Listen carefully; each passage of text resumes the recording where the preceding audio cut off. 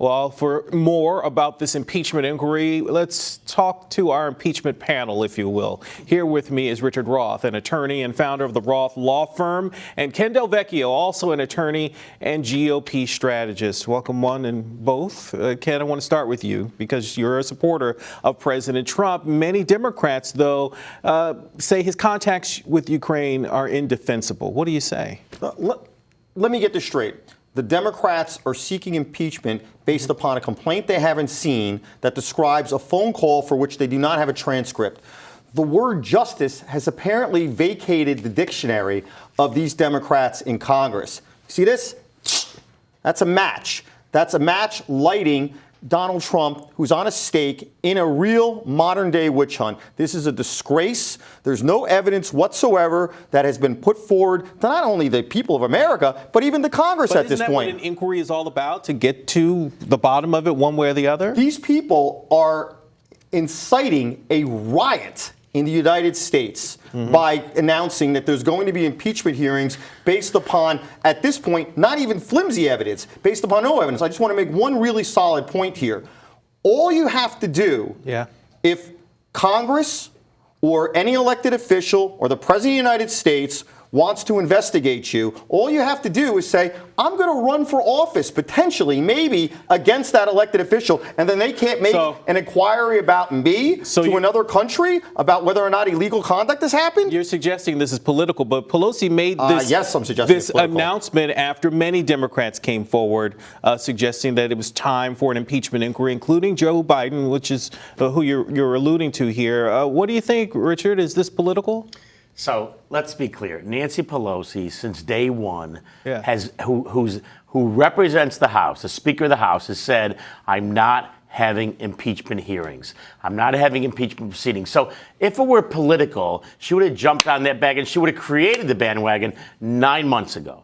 That's number one. Number two is when Ken said there's no evidence, listen to Donald Trump's own mouth. He said yesterday that he intentionally withheld $400 million to Ukraine. And if you draw a timeline, which actually the Washington Post did today, you'll see that in February 2019, that money was to be released. He waited. There are several telephone calls he had with Zelensky, the president of Ukraine, and there's no question that by his own admission, it creates an inquiry. Let's not forget, an impeachment inquiry is just asking whether or not he abused his power. It's just asking to freeze up Congress for maybe the next 2 years based upon what? This is what's going on.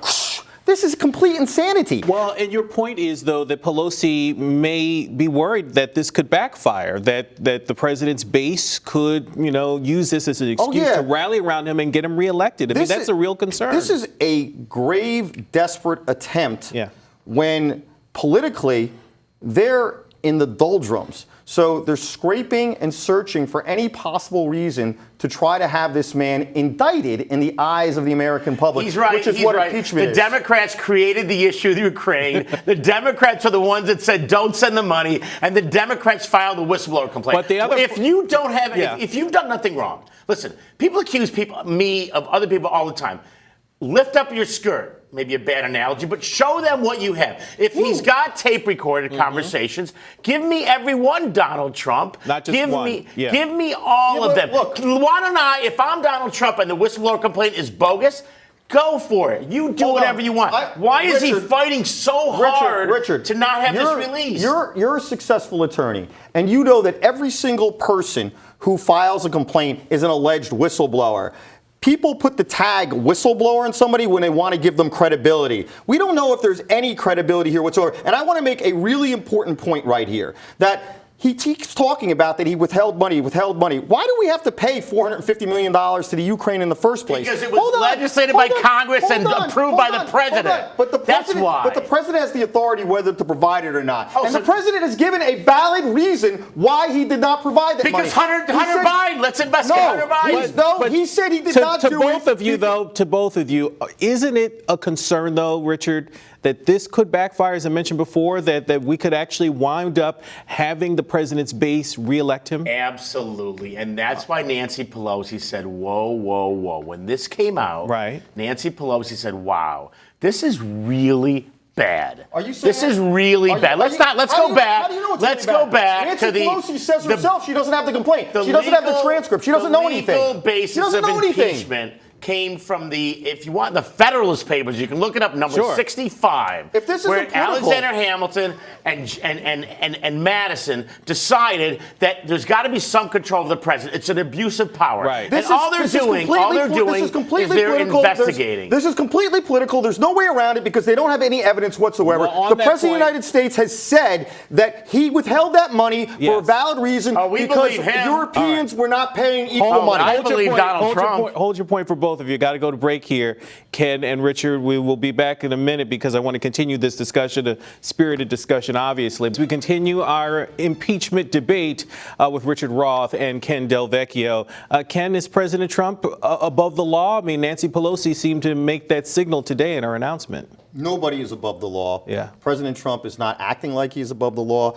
And let's talk about the law. But wait a minute. I mean, for him to make contacts with a foreign government, to Ukraine, contacts that at least the whistleblower says were improper, I mean, that would suggest that the president thinks he can get away with it. Absolutely not. Let's just talk squarely about the law for a moment. Okay. In order to avoid being investigated, all one has to do is say, I'm going to run against that person potentially. There's nothing improper for the President of the United States, among numerous different topics and talking to a foreign leader, to say, I want you to investigate these two people, whether or not they're potential political foes of mine, because I think they did something illegal. If there was a direct quid pro quo, $450 million to do something to benefit me, that would be illegal. But not saying among numerous different topics, I'm not going to give you the $450 million, talk about 10 other things, and also investigate these people. That's not a quid pro quo. There's nothing illegal. But Richard, does quid pro quo matter here? I mean, is that what we're looking at? Is that the standard? It's funny. It doesn't. And thank God Ken's not running for president. Because the bottom line is that if I go to a foreign leader and say, find dirt on the guy who's going to probably be running against me for the President of the United States, that in and of itself is improper. That's what Mueller was investigating with Russia. But he went further. He turned it into a quid pro quo. What he said, so that in and of itself creates a problem. What he did was he said, I'm going to withhold money from you unless you fire the prosecutor that doesn't find something wrong.